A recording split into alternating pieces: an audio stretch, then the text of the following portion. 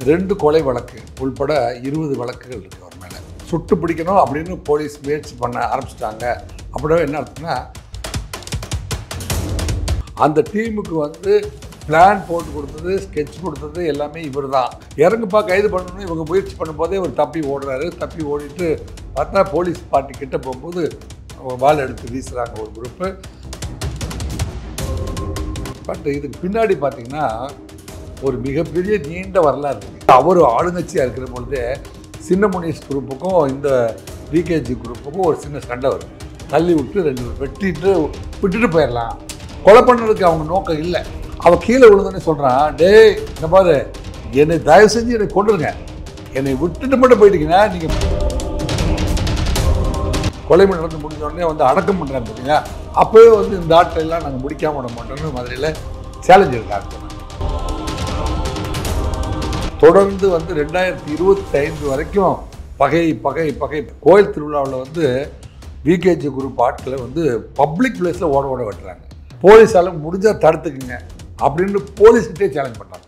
VK Munusamy அவங்க வீட்டில் வந்து ரத்த உறவு ஒருத்தர் போட்டார் அப்படின்னோடனே விகே முனுசாமியுடைய சொந்த தங்கச்சியுடைய கணவர் வந்து அவர் வந்து பாம்பு பாண்டி சிக்கிறப்பெல்லாம் ஆமாம்மா, பாம்பு பாண்டி வந்து பார்த்தீங்கன்னா வெங்காய மண்டின்னு ஒரு ஏரியாவில், வெங்காய மண்டியில் அப்படியே ரோட்டில் ஓட ஓட விகே குருசாமியினுடைய தம்பி எம்எஸ் பாண்டியை வந்து வெள்ளக்காளியுடைய ஆதரவாளர்கள் வந்து ஒரு பஸ்ஸில் வச்சு எரிச்சு கொலை பண்ணிடுறாங்க. எல்லாம் எல்லாத்தையும் இழக்கிறாங்க போது ராஜபாண்டி வந்து அதுக்கு பழி தீர்க்கிறதுக்கு மறுபடியும் வந்து முயற்சி எடுத்து அதுக்கு டீம் ரெடி பண்ணுறாரு. நடு ரோட்டில் வச்சு தலையை அறுத்து சேலஞ்ச் பண்ணி கொலை பண்ணாங்க. ஆனால் இதுக்கு நடுவில் நடந்த பகை சண்டை எல்லாமே சொன்னால் திரைப்படத்தை மிஞ்சிய காட்சிகள். இன்னும் இந்த குடும்பமும் அந்த குடும்பமும் வெகு தூரம் இல்லை, ஒரே ஜாதியை சேர்ந்தவர்கள், ஒரே சமூகத்தை சேர்ந்தவர்கள். தோட முடிங்கடா. கமலஹாசன் வந்து அந்த தேவர் மகன் படத்தில், டே போதும்டா, டே புள்ளுக்குட்டியை படிக்க வைங்கடா.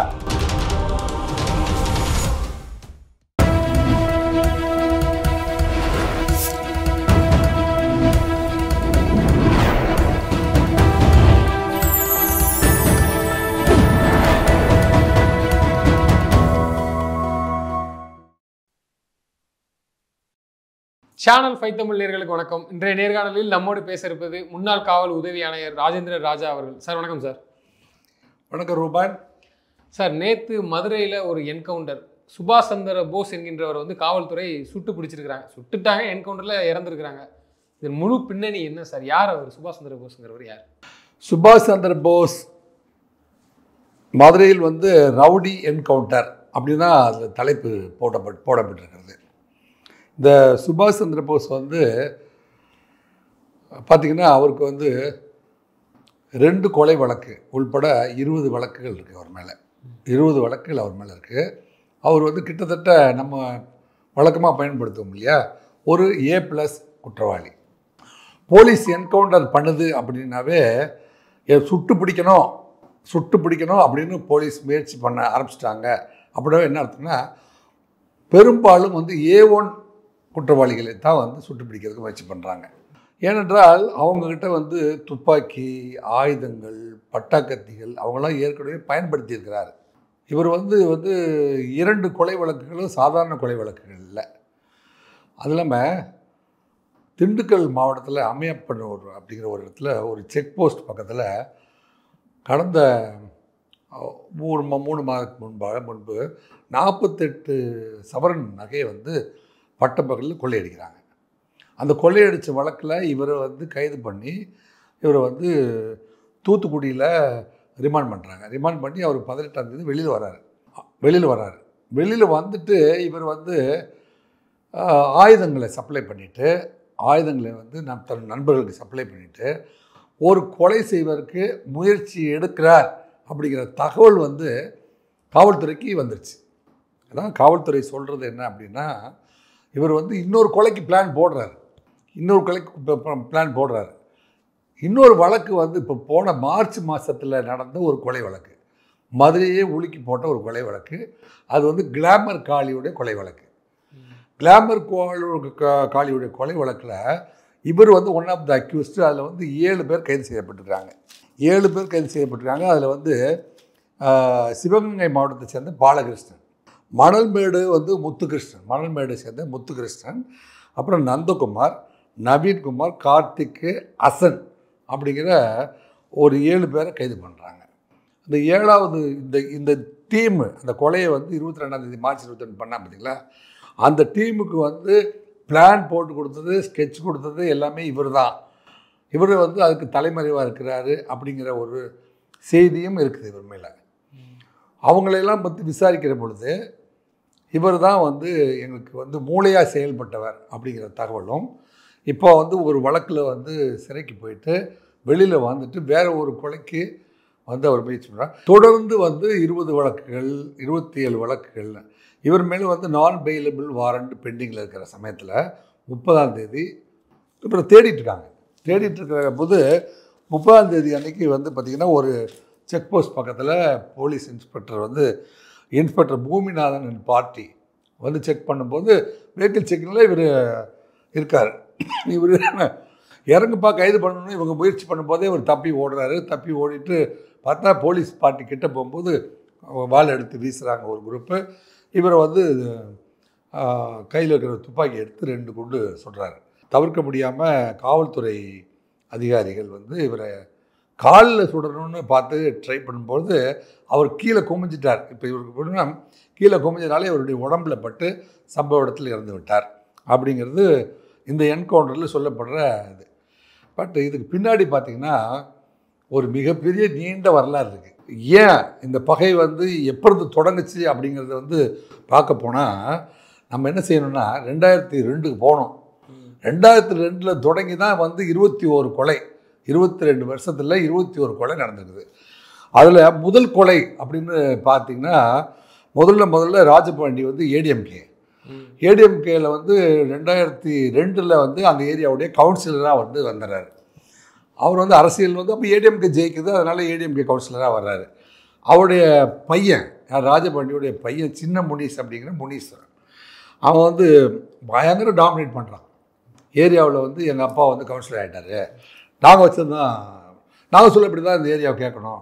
கீரத்துறை ஏரியாவில் அவன் டாமினேட் பண்ணும்போது அவனுடைய அட்ராசிட்டிஸ் தாங்க முடியல. யாரோ கேட்டால் கூட அடிக்க போயிடுறது, சில பேர் வந்து அடிக்கிறது, அந்த மாதிரிலாம் பண்ணதுக்கப்புறம் விகேஜி குரூப் இருக்குல்ல, விகே குருசாமி குரூப்பில் இருக்கிறவங்களாம் வந்து என்னென்னா எதுக்கு எடுத்தாலும் திட்டுறான், டாமினேட் பண்ணுறான், அடிக்கிறான், நாங்கள் போஸ்ட் ஓட்டர் போனால் கூட அவமானப்படுத்துகிறான், அவனுடைய அட்ராசிட்டி தாங்க முடியல அப்படிங்கிற மாதிரி ஒரு அடித்தடி சண்டைகள் அப்பப்போ கைகலப்புகள் நடந்து கொண்டே இருக்குது.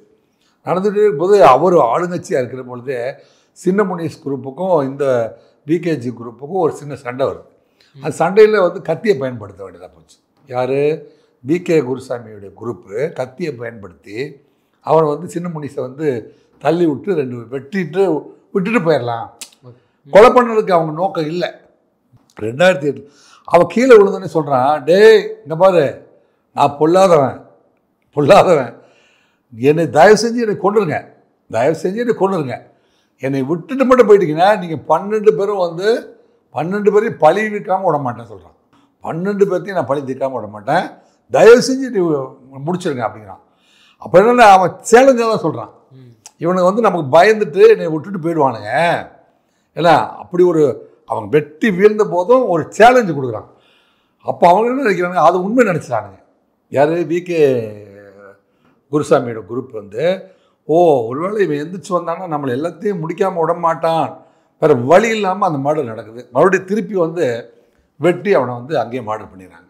ஸோ ராஜபாண்டி அரசியலில் பீக்கில் இருக்கிற பொழுது அவருடைய சொந்த மகன் வந்து வெட்டி கொல்லப்பட்டதுலோடனே அவருக்கு இப்போ நம்ம ஆளுங்கட்சியாக இருக்கிறோம், நம்ம வந்து பவர்ஃபுல்லாக இருக்கிறோம், இந்த சமயத்தில் என்னுடைய மகன் நாங்கள் கொல்லப்படுறான் அப்படின்னோடனே அவங்க வந்து பொங்கி எழுந்துடுறாங்க. அப்போ வந்து அதில் வந்து பார்த்திங்கன்னா இவங்க விகேஜி குரூப்பில் பாம்பு பாண்டி, அதில் பார்த்திங்கன்னா ஒரு குரூப்பாக இருக்காங்க. பாம்பு பாண்டி, ராமமூர்த்தி, வழுக்கை முனிசு, விகே குருசாமி. இதில் விகே குருசாமியும் இல்லை, ஆமாம், இதில் விகே குருசாமியும் வந்து இதில் அக்யூஸ்டாக வந்து கைது செஞ்சிடறாங்க. ஆகியோர் வந்து எல்லாத்தையும் கைது பண்ணிடுறாங்க. கைது பண்ணி விகேஜியே வந்து இதில் ரிமாண்ட் ஆகி வெளியில் வர நிலைமை வந்துடுது. ஸோ இவங்க ரிமாண்ட் ஆனாலும் தன்னுடைய சொந்த மகனை இழந்துட்டோமே அப்படிங்கிற ஒரு பகையிலேயே பகை, 2 குடும்பத்துக்கும் ஒரு கொலைப்பகை ஆயிருந்துன்னு வைங்களேன், தீரா பகையாக ஆரம்பிச்சது. இவன் வந்து இது சின்னமுனீஸ்வருடைய கொலை நடந்து வந்து புதைக்கிறாங்க பாருங்கள், தட் இஸ் கொலை நடந்து முடிஞ்ச உடனே வந்து அடக்கம் பண்ணுறாங்க பார்த்தீங்களா, அப்போவே வந்து இந்த ஆட்டையெல்லாம் நாங்கள் முடிக்காம விட மாட்டோம்னு மதுரையில் சேலஞ்ச் எடுக்க ஆரம்பிச்சிடுறாங்க. ஸோ அந்த சேலஞ்சு எடுத்தது தான் வந்து தொடர்ந்து வந்து 2025 வரைக்கும் பகை போன மார்ச்சில் நடந்த அந்த கொலை இருக்குது பார்த்தீங்களா, அந்த மார்ச்சில் நடந்த கொலை 2023 2025 மார்ச்சில் வந்து கிளாமர் காளி கொலை கிளாமர் காளி வந்து ஒரு குரூப் கொலை பண்ணுது. எந்த குரூப் பண்ணுது? ராஜபாண்டி குரூப்பு கொலை பண்ணுது. யார்? இவர் வந்து பிகேஜியோட குரூப்பு கிளாமர் காளி. யார்? வெள்ளைக்காளி அப்படின்னு ஒரு குரூப் இருக்காங்க அந்த பக்கம். கிளாமர் காளிக்கு வெள்ளைக்காளிக்கும் உங்களுக்கு வித்தியாசம் தெரிஞ்சால் தான் நீங்கள் இதில் புரிஞ்சிக்கவே முடியும். இந்த கிளாமர் காளி அப்படிங்கிறவர் வந்து பிகேஜியோட குரூப்பு, அவரோட மருமகன் கிளாமர் காளி. வெள்ளைக்காளி வந்து அந்த பக்கம் ராஜபாண்டியுடைய மருமகன். இவங்க 2 பேருமே வந்து பொறுப்பேற்றுக்கிறாங்க. நம்ம குடும்பத்தில் ஏற்பட்ட பாதிப்புக்கு நான் பொறுப்பேற்று பழிக்காக வண்ண விட மாட்டேங்க. இப்போ வந்து வெள்ளைக்காளி வந்து ஜெயிலில் இருக்கிறாரு. ஜெயிலில் இருந்த போதும் தன்னுடைய தாயார்கிட்ட சொல்லி அந்த குரூப்கிட்ட சொல்லி தான் இந்த கொலையை வந்து அரங்கேற்றி இருக்கிறாரு அப்படிங்கிறத வந்து இந்த குரூப் நினச்சிட்ருக்கு. எப்போ பிகேஜி குரூப் வந்து நினச்சிட்ருக்கு. அதுக்காக வந்து பார்த்திங்கன்னா அந்த எதிரிகளை வந்து கைது செய்கிற பொழுது கூட வெள்ளைக்காளியுடைய அம்மாவும் சேர்த்து கைது பண்ணிடுறாங்க. அவங்க அம்மா கிட்ட தான் அவன் பிளானை கொடுத்து தான் இந்த கவுண்டர் மர்டர் பண்ணான் அப்படின்னு சொல்லிட்டு சொன்னாங்க. அந்த இதில் தான் வந்து 6 பேர் வந்து கைது பண்ணுறாங்க. 6 பேர்த்தில் 7வது நபர் தான் வந்து இந்த சுபாஷ் சந்திர போஸ் அந்த வழக்கில் வந்து இன்வால்வ் ஆகிருக்கிறாரு அப்படிங்கிறது வந்து போலீஸ் வந்து பதிவு செஞ்சு விசாரணையில் தேடிக்கொண்டு இருந்த ஒரு நபர் தான் சுபாஷ் சந்திர போஸ் அப்படின்னு சொன்னால் அது மிகையாகாது. 2002 நடந்த சின்னமுனீஸ் கொலை வழக்கு தான் தொடக்கம் அப்படின்னு சொன்னால் அது மிகையாகாது. அதுக்கப்புறமே 2006 வருவோம். இதன் தொடர்ச்சியாக நம்ம பார்க்க போனோம்னா 2006 வந்து பார்த்தீங்கன்னா விகே குருசாமி வந்து நீங்கள் திமுகவில் வந்து வெற்றி பெற்று அவர் என்ன செய்கிறார்? வெற்றி பெற்று மண்டல தலைவராக, திமுகவுடைய மண்டல தலைவராக வந்து பதவி ஏற்றுக்கிறாரு. அவர் எப்படி பதவியேற்றார் அதே மாதிரி இவர் வந்து இப்போ ஏடிஎம்கே ஆட்சியில் அவர் பதவியில் இருக்கும்போது அங்கே ஒரு நிகழ்ச்சி நடக்குது பார்த்தீங்களா, அது மாதிரி இப்போ இவங்க நடக்கும்போது ராஜபாண்டி வந்து நீனடா வந்து ஜெயிச்சு நீங்கள் மேலே வந்து பெரிய பதவிக்கு வந்துட்டியா அப்படின்ட்டு அவங்கள டிஸ்டர்ப் பண்ணிவிட்டு அடித்தடி பழக்கு சண்டை, ஏதாவது ஒரு பிரச்சனை, போஸ்ட் ஹோட்டலில் சண்டை, அதில் சண்டை, இதில் சண்டை, அப்படி போயிட்டு இருக்குது. அது வந்து சகடி கார்த்தி வந்து முத்து இர்லாண்டின்னு 2 பேர் இருக்காங்க. சகடி கார்த்தி, முத்து இர்லாண்டி, அவங்க 2 பேரும் என்ன செய்கிறாங்க, பிகேஜியோடைய குரூப்பில் இருக்கிற ஆட்களை வந்து ஓட வந்து அப்பப்போ அருவாளில் வந்து வெட்டுறாங்க. கோயில் திருவிழா நடக்குது. கோயில் திருவிழாவில் வந்து பிகேஜி குரூப் ஆட்களை வந்து பப்ளிக் பிளேஸில் ஓட வெட்டுறாங்க. ஓட வெட்டிட்டு என்ன சொல்கிறாங்க, போலீஸ் வந்து பிடிக்க வரும்போது போலீஸ் சொல்கிறாங்க, நீங்கள் வந்து எங்கள் ஆள் ராஜபாண்டியோடைய மகனை நான் கொன்னதுக்காக நாங்கள் வந்து பிகேஜியையும் அவன் மகன் மணியையும் நாங்கள் வந்து எப்படியா இருந்தாலும் தீர்த்துக்கிட்ட தான் போகிறோம், அதுக்காக தான் நாங்கள் தயாராகிருக்கோம், என்னங்க போலீஸால் முடிஞ்சால் தடுத்துக்குங்க அப்படின்னு போலீஸ்கிட்டே சேலஞ்ச் பண்ணுறாங்க. இது வந்து தமிழக வரலாற்றுலேயும் வந்து இது வந்து ஒரு குறிப்பிடத்தக்க வழக்காக நம்ம பார்க்குறோம் ரூபன். அதாவது கோயில் திருவிழாவில் ஓட வந்து பிகேஜியோட ஆட்களை வெட்டுறானுங்க. வெட்டும்போது போலீஸ் போய் விசாரிக்க போகிறாங்க, பிடிக்க போகிறாங்க. போலீஸ்கிட்டே சேலஞ்ச் பண்ணுறாங்க, நாங்கள் எப்படியும் கொண்டுருவோம். எப்படியா இருந்தாலும் யாரை கொண்டுருவாங்க சொல்லுங்கள். விகே குருசாமியும் அவன் மகள் மணியையும் நாங்கள் வந்து என்ன செய்வோம், கண்டிப்பாக வெட்டி கொலை செய்ய தான் நாங்கள் தயாராக இருக்கோம், உங்களால் முடிஞ்சால் தடுத்துக்குங்க அப்படின்னு வந்து ஓப்பன் சேலஞ்ச் கொடுக்குறாங்க. தேடிட்டு இருந்த காவல்துறையிட்டே சேலஞ்சு இவங்களை தேடிட்டு இருக்கிற காவல்துறைக்கே வந்து சேலஞ்ச் கொடுங்க. அப்போ நீங்கள் மதுரையில் பார்த்தீங்கன்னா போலீஸ்க்கே ஃபோன் பண்ணி சொல்கிறது, வெட்டி போட்டுட்டு நாங்கள் இங்கே தான் பாடியை போட்டுருக்கோன்னு சொல்கிறது. அப்புறம் வந்து நாங்கள் வந்து திண்டுக்கல் கோர்ட்டில் வந்து ஆஜராகிறோம், நீங்கள் வந்து எடுத்துக்கங்க அப்படின்னு சொல்கிறது. அப்புறம் 4 பேர்த்த வந்து ஆஜர்படுத்திட்டு கொலை செஞ்சவங்க வந்து தலைமறைவாக இருக்கிறது. இதெல்லாம் வந்து வழக்கமாக பண்ணுற இடமா மதுரை மாறி போச்சு. அப்படி வந்து 2 பேரும் வந்து ஒரு கோயில் திருவிழாவில் இவங்களை வெட்டிட்டு தலைமறைவாக இருக்காங்க. தலைமறைவாக பிடிக்கிறதுக்காக வந்து சிக்கந்தர் சாலைன்னு ஒரு இடத்துல போய் மறைஞ்சிருக்காங்க. மறைஞ்சிருக்கும் போது போலீஸ் வந்து தகவல் கிடச்சி இந்த 2 பேரையும் பிடிக்கிறதுக்கு போகிறாங்க. யார் 2 பேரையும்? சகுனி கார்த்தியையும் முத்து இருளாண்டியும் வந்து பிடிக்கிறதுக்கு காவல்துறை போய் பார்க்கும்போது அவங்க வந்து அறுவாள் எடுத்துகிட்டு போலீஸை வந்து பட்டாக்கத்திகளில் தாக்கிறதுக்கு முயற்சி பண்ணுறாங்க. போலீஸ் வந்து 2 பேர்த்த என்கவுண்டர் பண்ணுறாங்க. ஆன் த ஸ்பாட்டில் வந்து 2 பேர்த்த என்கவுண்டர் பண்ணுறாங்க. அதில் வந்து ராஜபாண்டி என்ன சொல்கிறாரு, ராஜபாண்டியும் அவங்க குரூப் என்ன செய்கிறாங்க, உங்கள் ஆட்சி நடக்குதுன்னு தான் நீங்கள் வந்து ஆள் வச்சு இன்ஃப்ளூயன்ஸ் பண்ணி வந்து காவல்துறை நீங்கள் பயன்படுத்திட்டீங்க. வெள்ளைக்காளி இது நினைக்கிறாரு. ஆமாம், யாரு வெள்ளைக்காளி நினைக்கிறாரு. வெள்ளைக்காளியும் ராஜபாண்டியும் வெள்ளைக்காளியும் நினைக்கிறாங்க. ராஜபாண்டி வெள்ளைக்காளியும் உங்கள் ஆட்சி நடக்குதுங்கிறதுனால நீங்கள் வந்து ஆட்சியை பயன்படுத்தி நீங்கள் ஆனால் உண்மையாக வந்து இது வந்து பார்த்தீங்கன்னா நமக்கே வந்து என்னென்னா, இவங்க பப்ளிக் பிளேஸில் கோயிலில் ஓட ஒரு பப்ளிக் பிளேஸில் வெட்டுறான். பிடிக்க போகிற போலீஸ்கிட்ட அவங்க 2 பேர்த்தையும் மர்டர் பண்ண போகிறேன், நாங்கள் அதுக்கு தான் தயாராகிட்டோன்னு டிக்ளேர் பண்ணுறாங்க. டிக்ளேர் பண்ணுறவங்கள போய் பிடிக்க போகிற போலீஸு பாதுகாப்பாக தானே போக முடியும். அதில் நடந்த என்கவுண்டர். இதை வந்து பார்க்குற ஜனங்கள் தான் வந்து இதில் வந்து அரசியலின் அடிப்படையாக வந்து இந்த என்கவுண்டர் நடந்துச்சா, இல்லை காவல்துறை என்கவுண்டர் பண்ண வேண்டிய அவசியம் இருந்துச்சா? இவங்க 2 பேருக்குள்ள நடக்கிற ஒரு வாரில் அவங்களுக்கு ஆதரவாளர்கள், அவங்களுடைய அண்ணன், இவன் மருமகன் அப்படின்னு ஒவ்வொருத்தராக போகும்போது ஒவ்வொரு குடும்பம் இழக்குது இல்லையா? ஒரு குடும்பம் வந்து தன்னுடைய குடும்பத்தினுடைய ஏர்னிங் மெம்பரை இழக்கிற பொழுது நம்ம குடும்பத்து இப்படி வீணாக போனதுக்கு அவங்க தானே காரணம், அவங்கள பழி தீர்க்காமல் விடக்கூடாது. அப்படி தான் அது வந்து அடுத்தடுத்த கொலைக்கு வந்து பயணமாயிருக்குது. அடுத்தது நம்ம அப்படி பார்க்கணும்னா அதன் தொடர்ச்சியாக இது வந்து 2006 வருஷம் நடந்த நிகழ்வு. இதன் தொடர்ச்சியாக பார்த்தீங்கன்னா இப்போ வந்து ராஜபாண்டியோட குரூப்பில் ஒரு டபுள் என்கவுண்டர் நடந்திருக்குது. அதுக்கு வந்து ராஜபாண்டி குரூப் வந்து பழி தீர்ப்பதற்காக ஒரு முயற்சி எடுக்கிற பொழுது அங்கே தான் வந்து வெள்ளைக்காளி வந்து பொறுப்படுத்துக்கிறாரு. ராஜபாண்டியுடைய மருமகன் வெள்ளைக்காளி நம்ம குடும்பத்தில் இப்படி ஒரு நம்ம நண்பர்களை போட்டதுக்காக நம்ம வந்து 2க்கு 2 பழி தீர்க்கணும், அப்படி 2க்கு 2 அப்படின்னு முடிவு எடுக்கிறாரு. அது வந்து 2008 நடக்குது. 2008 பார்த்தீங்கன்னா மாரிமுத்து அண்ட் ராமமூர்த்தி, இவங்க 2 பேர், இந்த மாரிமுத்து ராமமூர்த்தியும் வந்து யாருன்னா பிகேஜியோடைய வலதுகரம் இடதுகரம் மாதிரி இருக்கிறவங்க. அவங்களுடைய ரைட் ஹேண்ட் லெஃப்ட் ஹேண்ட் மாதிரி அந்த குடும்பத்துக்கு ஆதரவாளர்களாகவும் அரசியலுக்கு ஆதரவாகவும் இயங்கி கொண்டிருக்கிறவங்களை வந்து விகே குருசாமியோட வளர்ப்பு. ஆமாம், விகே குருசாமியோடைய வளர்ப்பு ஆட்களை இவங்க வந்து வெள்ளைக்காளி வந்து இரட்டை கொலை பண்ணிடுறாரு. அந்த ஸ்பாட்ல டபுள் மர்டர் வெட்டி கொண்டுறாரு. அந்த கேஸில் தான் வெள்ளைக்காளி 2008 மாரிமுத்து ராமமூர்த்தியை வந்து இரட்டை கொலை பண்ணிட்டாரா. பண்ணினாலும் அவருக்கு வந்து சின்ன முனீசு தன்னுடைய மைத்துனரை வந்து கொலை செஞ்ச ஒரு முதல் கொலை பார்த்தீங்களா, அந்த கொலைக்கு யார் காரணமாக இருந்தார்களோ அவர்களே வந்து நான் தீர்த்து கொட்டாமல் விடக்கூடாது அப்படின்னு ஒரு வெறியில் இருக்கார்.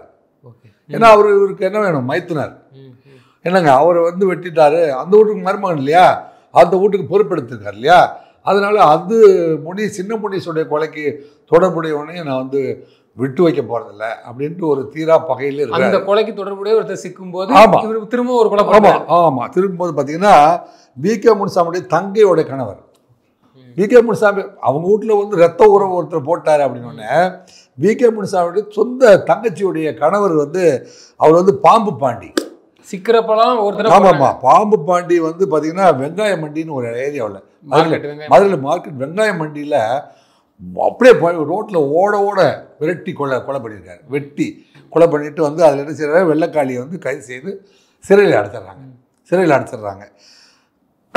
2013 அதே இடத்துல ராஜபாண்டியனுடைய தாய்மாமன் வந்து என்னங்க மயில் முருகன் அப்படிங்கிறவர விகே சாமி ஆட்கள் வந்து படுகொலை செஞ்சாங்க.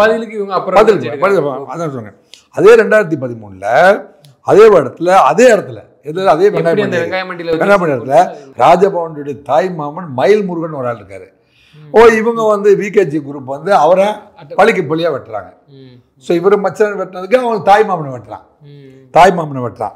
ஸோ விகே குருசாமி வந்து மகன் வந்து மாட்டுமணி வந்து கைது பண்ணுறாங்க. அதில் இந்த கொலைக்கு மாட்டுமணி வந்து கைது பண்ணுறாங்க. மாட்டுமணி வந்து கைது செஞ்சு சிறைக்கு போகிறாரு. அதாவது முரட்டுத்தனமாக வெட்டுறதுனால மணியை வந்து மாட்டு மணி அப்படின்னு அவன் பேர் வச்சிட்டாங்க. புரியுதா அவங்களுக்கு? மணி தான் அவன் பேர், ஆனால் மாட்டு மணின்னு பேர் வச்சான். மாடு வெட்டுற மாதிரி வெட்டுவான் அப்படிங்கிறதால. புரியுதா உங்களுக்கு? ஸோ அதுக்கப்புறம் பார்த்தீங்கன்னா அதுக்கப்புறம் நிகழ்ச்சி வந்து 2015 தான். இவங்கெல்லாம் ஜெயிலுக்கு போயிட்டு பெயில் எடுத்துகிட்டு வழக்குகள் போட்டு அதுக்கு மட்டும்தான் 1 வருஷம் 2 வருஷம் கேப் கிடைக்குது. அதுக்கடுத்து 2015. இப்போ 2013 நடந்த கொலையில் மாட்டு மணி வந்து கைது செய்யப்படுறாரு பார்த்தீங்களா? கைது செய்யப்பட்ட சமயத்தில் 2015 வந்து வி.கே. குருசாமியுடைய மகன் மாட்டுமணியுடைய நண்பன் மாட்டுமணி கைது பண்ணி உள்ள போயிடான். அதுக்கு இவங்க வந்து ஏற்கனவே வந்து அவனை பாம்பு பாண்டியை கொலை செஞ்சதுக்காக நம்ம வந்து மாட்டுமணியை வந்து பலி தீர்க்கணும் அப்படின்னு வந்து ஒரு முயற்சி எடுத்துட்டு இருக்காங்க பார்த்தீங்களா? அதுக்கு மணி வந்து உள்ள கிடைக்கல, மாட்டுமணியும் அவன் கிடைக்கல. மாட்டுமணியோட க்ளோஸ் ஃப்ரெண்டு ஒருத்தன் கிடைக்கிறான். அவனை வந்து சில முனியசாமி அப்படிங்கிறவன் வந்து 2015 வந்து என்ன செய்றாங்க, ராஜபாண்டி குரூப் வந்து முனியசாமியை வெட்டி கொலை பண்ணிடுறாங்க. இருந்தாலும் வந்து அவங்க பகை தீரல. இருந்தாலும் அவர்களுக்கு அந்த பகை வெறி வந்து தனியாமல் தான் வந்து 2 குரூப்புமே சுற்றிட்டு இருக்காங்க. 2016 பார்த்தீங்கன்னா வி.கே. குருசாமியினுடைய தம்பி எம்.எஸ். பாண்டியை வெள்ளக்காளியுடைய ஆதரவாளர்கள் வந்து ஒரு பஸ்ஸில் வச்சு எரித்து கொலை பண்ணிடுறாங்க. ஸோ அப்போ என்ன செய்யுது, இதுக்கு வந்து ஒரு பதிலுக்கு பதில் பண்ணணும் அப்படின்னு சொல்லிட்டு என்ன செய்யுங்க, வி.கே. குருசாமியோட குரூப் வந்து அந்த குரூப் மேலே வந்து பகை உணர்வோட தொடர ஆரம்பிக்குது. அந்த குரூப்பில் யாரை போடலாம் அப்படின்னு வந்து முடிவெடுக்கிறாங்க.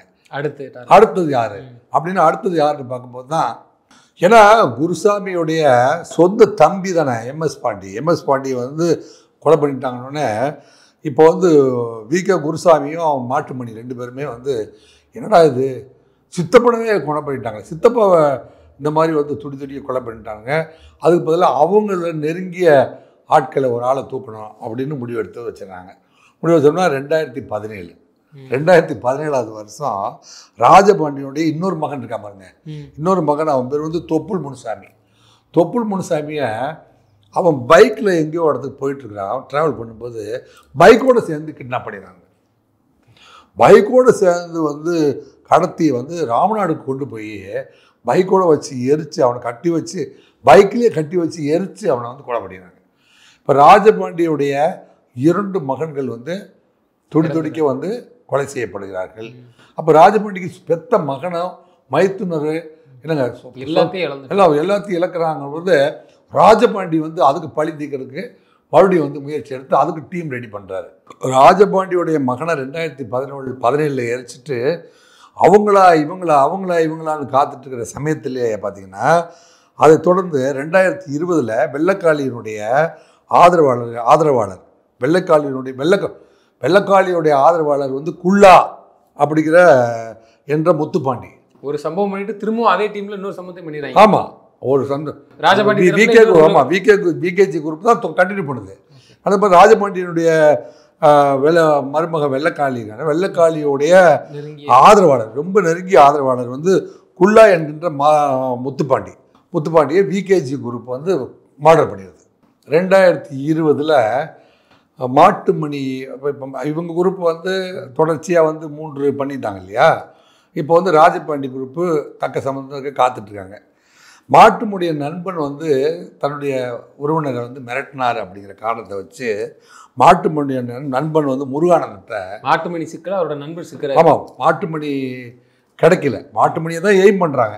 மாட்டுமணியை போட்டுட்டோம்னா அந்த குரூப் வந்து செயல் இழந்துடும். ஏன்னா இந்த பக்கம் 2 மகன்கள் போயிருக்காங்க, அங்கே மாட்டுமணி வந்து உயிரோடு இருக்கார், மாட்டுமணி தலைமை ஏற்றுட்டு இருக்கிறார் இன்னும் அப்படிங்கிறத வந்து இவங்களுக்கு பொறுத்துக்க முடியாமல் தேடிட்டு இருக்கும்போது சும்மா நம்ம நண்பரை வந்து அவர் மிரட்டினார் அப்படின்னு காரணத்தை காமிச்சிட்டு முருகானந்தம் அப்படின்னு ஒருத்தரை வந்து என்ன செய்கிறாங்க, நடு ரோட்டில் வச்சு தலையை அறுத்து சேலஞ்ச் பண்ணி கொலை பண்ணுறாங்க. வெள்ளக்காளி குரூப். ஸோ இவங்க வந்து 2020 இந்த முருகானந்தோடைய கொலை நடக்குது. முருகானந்த கொலை நடந்தோடனே இதுக்கு என்னடா அது, ஏன்னா மாட்டுமணியோடைய க்ளோஸ் ஃப்ரெண்ட் அவன், அதனால வந்து மாட்டுமணி வந்து ஃபயர் ஆயிடுறான். இதுக்கு பழி தீர்க்கிறதுக்கு நம்ம என்ன பண்ணலாம், மாட்டுமணி ரிவெஞ்ச் எடுக்கிறான். அடுத்தது பார்த்தீங்கன்னா இதனுடைய தொடர்ச்சியாக ராஜபாண்டி குரூப் வந்து நம்மளை எப்படியா இருந்தாலும் வந்து அவங்க அட்டாக் பண்ணுவாங்க, நம்ம வந்து பதிலுக்கு பதில் அவனை பண்ணணும் அப்படின்னு காத்துட்டு இருக்கிற பொழுது பார்த்திங்கன்னா 2023 வி.கே. குருசாமி வந்து மதுரையில் வந்து ஒரு கேஸு கோர்ட்டுக்கு போகிறார். கோர்ட்டுக்கு போய் அட்டன் பண்ணும்போது அங்கேருந்தே ஃபாலோ பண்ணுறாங்க.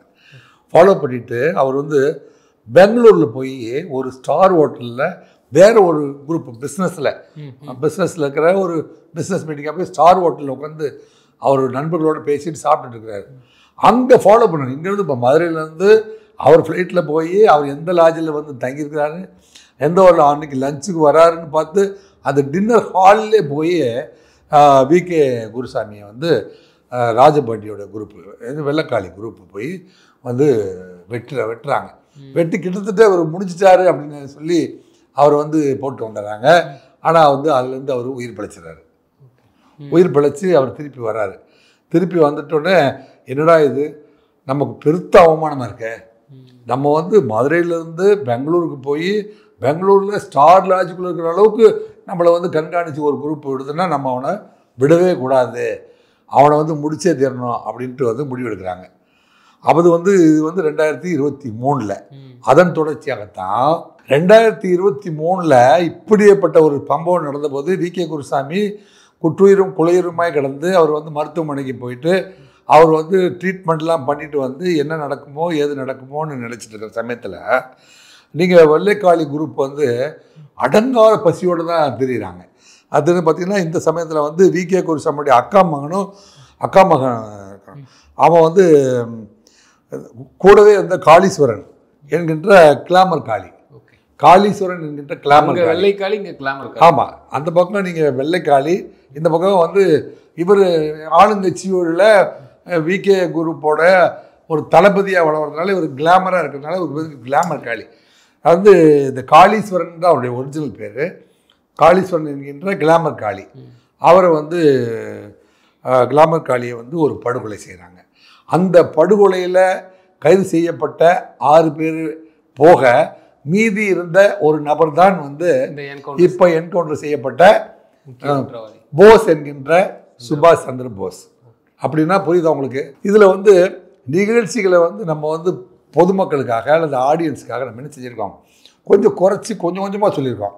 ஆனால் இதுக்கு நடுவில் நடந்த பகை சண்டை எல்லாமே சொன்னால் திரைப்படத்தை மிஞ்சிய காட்சிகள் என்னங்க.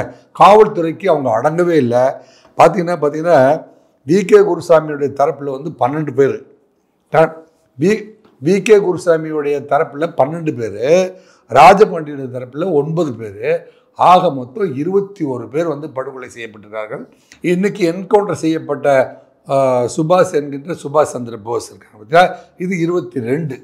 ஆக இந்த அதிமுக திமுக மொத்தம் வந்து 22. இது வந்து இவங்களுக்குள்ள நம்ம வந்து பார்க்கறது வந்து ஒரு பகையாளிகளாக ஒரு பங்காளியாக இருந்து பகையாளியாக மாறி இந்த குடும்பமும் அந்த குடும்பமும் வெகு தூரம் இல்லை. ஒரே ஜாதியை சேர்ந்தவர்கள், ஒரே சமூகத்தை சேர்ந்தவர்கள், ஒரே பங்காளி, ஒன்றாய் பிழைக்க வந்தவர்கள், ஒன்றாய் ஒரே கீரத்துறை என்ற ஒரே இடத்தில் வாழ்ந்தவர்கள். கிட்டத்தட்ட வந்து இந்த அரசியல் பகையின் காரணமாக இவங்க வந்து யார் வந்து அதிகாரத்துக்கு வர்றது, அந்த அதிகார போட்டி மதுரைக்குள்ள திராவிட முன்னேற்ற கழகத்திற்கும் அதிமுகவுக்கும், அதாவது மன்னராட்சி காலத்தில் வந்து எப்படி வந்து அதிகார போட்டி ஒன்றை வெட்டி கொண்டுட்டு நாங்கள் வந்து ஆட்சிக்கு வருவோம், அப்படி மற்றவர்கள் தலையை சீவம் போர்னு வந்துச்சு வைங்க, அவங்களெல்லாம் வெட்டி முடிச்சுட்டு இவர் ஆட்சிக்கு வருவார். அந்த மாதிரியான ஒரு நிகழ்வை வந்து தொடர்ந்து நடத்திட்டு இருந்திருக்காங்க. இவங்க 2 குரூப்பையும் உட்கார வச்சு இத்தோட முடிங்கடா. கமலஹாசன் வந்து அந்த தேவர் மகன் படத்தில் டே போதும்டா, புள்ளுக்குட்டியை படிக்க வைங்கடா, வெட்டு கொலை குத்து ரத்தம் இதோட முடியும்டா, என்னோட முடியட்டும்டா, எல்லாம் குழந்தை குட்டிகளை போய் படிக்க வைங்கடா, போதும்டா டே அப்படின்னு கமலஹாசன் சொல்கிறார் இல்லையா? அந்த மாதிரி வந்து சொல்கிறதுக்கு கமலஹாசன் மாதிரி அருவாளை இழுத்துட்டு போய் ரத்தத்தோடு சொல்லிட்டாங்க, அது ஏறாது. மக்களாட்சி முறையில் இப்படி ஒரு 22 கொலை நடந்திருக்குது. காவல்துறையும் வந்து அப்போ 2 என்கவுண்டர், இப்போ ஒரு என்கவுண்டர். காவல்துறைக்கு இது 3வது என்கவுண்டர். இதே இதில் இவர்கள் கொலை செய்தது ஒரு பக்கம் இருந்த போதிலும் காவல்துறை 3 பேர்த்தை என்கவுண்டர் பண்ண வேண்டிய ஒரு சூழ்நிலையும் ஏற்பட்டுருக்கிற பொழுது இது ஒரு வெட்டு குத்து கொலை கத்தி இதுதான் பதிலாக இருக்குமா அப்படிங்கிறத வந்து நம்ம என்ன செய்யலாம் அப்படின்னா, இந்த மாதிரியான ஒரு அமைப்பை ஏற்படுத்தி 2 குரூப்லையும் பேசி அவங்க 2 பேரையும் வந்து 107 வந்து பைண்ட் ஓவர் பண்ணி இனிமேல் வந்து குற்றத்தில் ஈடுபட மாட்டேன், அல்லது வந்து இந்த குரூப் ஒரு பகுதியில் வந்து இவங்க வந்து குடியமைப்பே வந்து நீங்கள் வந்து இன்னும் ஒரு பகுதியில் போய் குடியிருந்து நீங்கள் வந்து உங்களுடைய தாய் தந்தைகளோட குடும்பத்தோட வந்து ஒரு சுமூகமான வாழ்க்கையை நீங்கள் நடத்துங்கள் அப்படின்னு எந்த குரூப்பை வந்து அப்புறப்படுத்த முடியுமோ, அல்லது 2 பேருமே காம்ப்ரமைஸ் பண்ணுறதுக்கு என்னதான் எதிர்பார்க்குறீங்க அப்படிங்கிற கேள்வி அவங்கள வந்து மனவிட்டு 2 பேரையும் உட்கார வச்சு பேச வச்சு 1 நாள் 2 நாள் 3 நாள் 10 நாட்கள் கூட ஆகட்டுமே. அவர் வந்து புரட்சித் தலைவர் எம்ஜிஆர் 1000 ஆண்டுகள் ஆகட்டுமே, என் பொறுமையின் பொருள் மட்டும் விளங்கட்டுமே, வரும் காலத்திலே என் சகோதரர்கள் நாம் அடிமை இல்லை என்று முழங்கட்டுமேன்னு சொல்கிறார்ல. அது மாதிரி ஒரு நீண்ட நெடிய நேரத்தை எடுத்துக்கொண்டு ஒரு டீமை, ஒரு நல்ல ஆஃபீஸரை ஃபிக்ஸ் பண்ணி ஒரு பீஸ் கமிட்டியை போட்டு இது வந்து இந்த கொலை வந்து எதிர்காலத்தில் வந்து இது போன்ற சம்பவங்கள் நடவா வண்ணம் தடுக்க வேண்டும் என்று தமிழக முதல்வரை இதன் மூலமாக நாம் கேட்டுக்கொள்வோம். நிச்சயமாக சார். தொடர்ந்து தங்களது கருத்துக்களை பகிர்ந்தமைக்கு நன்றி. நன்றி, வணக்கம்.